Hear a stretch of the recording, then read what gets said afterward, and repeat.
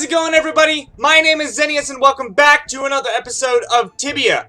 I hit the button that allows me to record my own voice this time, so we are good to go. We are not going to have to redo this episode over like I did a couple of days ago, so we're doing all right. So, in this episode, we are going down into the dungeon area in order to find these 3 books that when combined, create a spell that will get rid of the demon portals.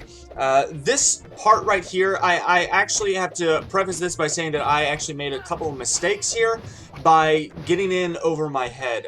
This area in particular is very, very easy to get overwhelmed, and you'll see it at the end of the episode, but this area in particular, I don't know what it is about the fanatics, the guys that I'm fighting right now, but those guys do loads of damage and are able to hit me a lot more than any other opponent that I've faced so far. So like the cult tutors and the skeleguards and other things like that, absolutely fine. Like there's nothing really to worry about with them because I can handle 2 or 3 of them at a time. But the fanatics, for some reason, they land their hits a lot more than any other opponent. So I really have to watch out for those. So whenever you guys hit this area and you go through the fanatics like I am, be sure to be careful. Bring a pet or bring a friend with you who can help take some of the damage on for you. It is a little bit nerve-wracking doing it by yourself. That's one thing that I've always fought with is like I don't really enjoy being the main damage taker. I sometimes hate that I'm the only one who's able to take the damage. And my pet takes some of the damage, but he can't take that much. Like, literally, with the fanatic, my pet's almost down for the count. Like, my pet can't take any more damage from anyone else from here on out. And that's because he doesn't have a whole lot of health. And neither do I, really, but I think your pet also takes more damage than you do, at least, because it doesn't have any defenses, it doesn't have any armor or anything like that. It just has itself, and that's all. So your pet takes some of the damage, but whatever. I don't know what I'm saying anymore. Anyway, what I was trying to say is I sometimes fight with the idea of having to do all this by myself, because I'm a very independent person. Like me, Zeneis is very independent, so I want to be able to do all of this by myself. The only problem is I can't always do that because these guys are just so powerful, and you can see that they're healing each other. They have that healing flexibility that allows them to heal one another in combat, so it makes it even harder to fight off. So I'm struggling. And it's not a fun situation. And then we get a fanatic in here, and that just makes it even worse. So, yeah, it's not fun at all. It's not fun at all. This whole area is just crawling with different opponents, and it gets super annoying. Like, I understand the whole mechanic of having a lot of opponents in-game and in the way of you getting to your objective, because they want you to level up and they want you to be able to progress in the game as quickly as possible, but it's still one of those things. Oh my gosh, is there a mosquito in here? I think I just got a mosquito bite, guys. That was super weird. There's a mosquito in my house, y'all. Okay, what was I saying? Man, that kind of freaked me out. Yeah, completely forgot what I was talking about there. Oh, they have a lot of opponents in between you and your objective, so that you will be able to level up as quickly as possible. And I understand the mechanic, but it gets annoying sometimes when you're literally fighting through hordes of opponents over and over and over again. It's just, I don't know. It's just a lot to take in sometimes. Also, I kind of messed up here by backing myself into the corner and then making my pet disappear. I was trying to get my pet to take the damage for me, and then I would just do the spells from afar. But it didn't work out that way, and I don't like Wolf right now because of that. I'm kidding, I love Wolf. He's like a lifesaver to me. He's died a couple times just because of my negligence to certain situations. Also, I just recently found out, and I think I think it's going to be in the next episode. I can't remember where it's going to land, but in one of these upcoming episodes, I finally bought a pet salve, and I'm trying to figure out exactly how the mechanics of it work. From what I understand is when you buy it, it's sealed, and then the first time you use it, you open it, and it becomes pet salve opened. And then from there on out, whenever you, for like a certain amount of time, you have it. But then once like that amount of time runs out, the pet salve just disappears. And I used it 2 or 3 times while it was still in my inventory on my pet just to rejuvenate his health. And I think it is supposed to be used numerous times until that amount of time is run out. So I think that might be a mechanic that I need to look into. Like, maybe instead of carrying around 3 spells like I really love doing, maybe I should instead put those in my depot and then carry around a pet salve as much as possible. Because if... Oh, and right here I unequip my weapon just so I could still attack without mana. If you do that, I only do it in tight situations, but right here I was kind of desperate and I needed to do it. And it ended up not even working. I had to use my mana potion anyway, so whatever, who cares?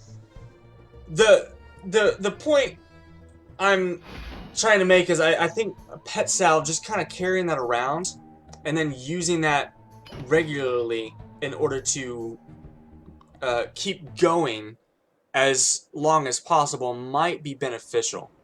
I don't know. I'm gonna look into it more, but I haven't decided on it because you only have 9 slots in your inventory, and while that isn't, that's not a bad thing. It's just, it's one of those things where, like, I would love to have more. I would love to be able to carry around, like, maybe I could carry around 1 spellbook and like 1 attack spellbook, and it has all of my attack spells in it. And then there are also spells that allow you to do damage on all 4 sides of you. Maybe like you have another book that allows you to do all of those, and you just pick whichever one you want, like Inferior or Cold Feet or whatever it is that does damage on all sides of you. And then you have a book that's specifically for healing, and it has all of the healing spells in it. Like, I don't know, it would just be nice to be able to condense stuff that you have to carry in your inventory by, I don't know, compiling it and stacking it on top of one another. I don't know. It's just me thinking out loud on trying to innovate it. And of course, like, this probably isn't going to get changed. It's been a mechanic since I've been playing this game, so I don't see it changing anytime soon. But it's just something I would like to see. And I don't think that, like, the developers are watching this video or anything like, oh yeah, this guy has a good point. Let's take that to heart and put it in our game. No. They're probably just like, oh, this noob has let his dog die 1,000,000 times. He should just carry the pet salve anyway. What a noob. That's probably what they're thinking, if I'm being perfectly honest. So we got the books. I just wanted to show you the books because this might be a tutorial video for some of you. Here is where the mistake happened. I rushed in. I didn't really rush in. There were only 2 of them, and I was like, I can take them. But then I very quickly got overwhelmed, and I maneuvered myself into a position that I was not ready to take. Like, opponents came on every side, and then I stupidly put myself here to where I could be attacked on all 4 sides. So it was immediately a situation that I didn't want to be in, and I had to do something, and I couldn't, because the tutors were there, and they were re-healing everyone, and then my wolf died, and I ran out of... I had to use my potion of might, and yada yada yada. A lot of crap hit the fan, and I got overwhelmed very, very quickly. And luckily, I was able to escape from it. I was able to create an exit for myself, but it was no easy feat. So I'm very lucky in that I made it out alive. So, again, like I said before, whenever you are dealing with this area, or honestly any situation where it's not beasts that you're having to fight, but actual people and wizards who have spells, make sure you take it slow. Make sure that you are doing what is best for you and your pet.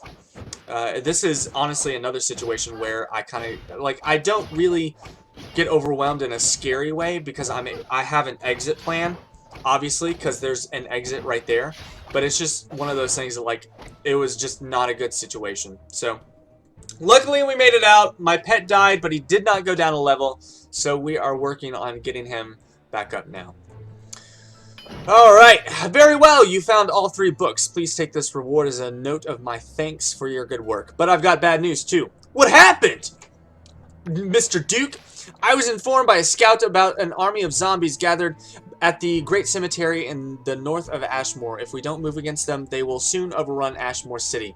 The sealing of the portals has to wait, otherwise there will be nothing left. Make your way to the cemetery, kill at least 35 zombies.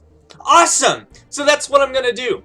The next episode, I am going to include me doing some stuff with the zombies. I did find something interesting in there's a tomb that you can enter and go into that allows you to go down a couple levels, and I found something that's particularly interesting, and I'm going to include it.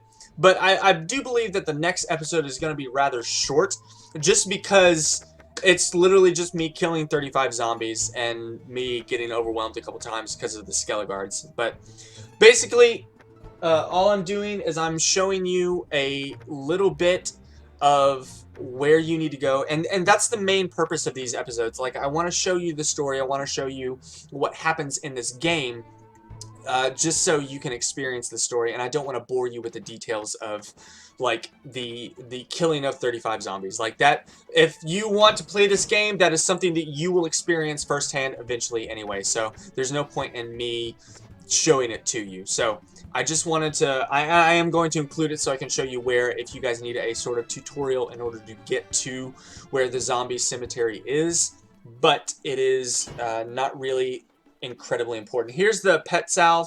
I did carry it with me, and I use it in the zombie, in the whatever place. So, yeah, anyway. That's where I'm going to be ending it now. The next episode, again, going to be short. It's just going to be me killing zombies, and I'm going to show you the little thing that I saw in the tomb that I went into. It's very curious, and it makes me think that there's something that's later on in the game that I'm going to have to go back to that tomb. Either that or it's a side quest. It's very, very interesting, but not like super interesting. It's just something curious that I noticed that I'm like, that's something I want to return to or figure out what that story is about. So I'm extremely curious about that, just to see what it might be. So again, I am on World 15. If you want to join me in my main story quest, I will put you in some of the videos if you decide to join me.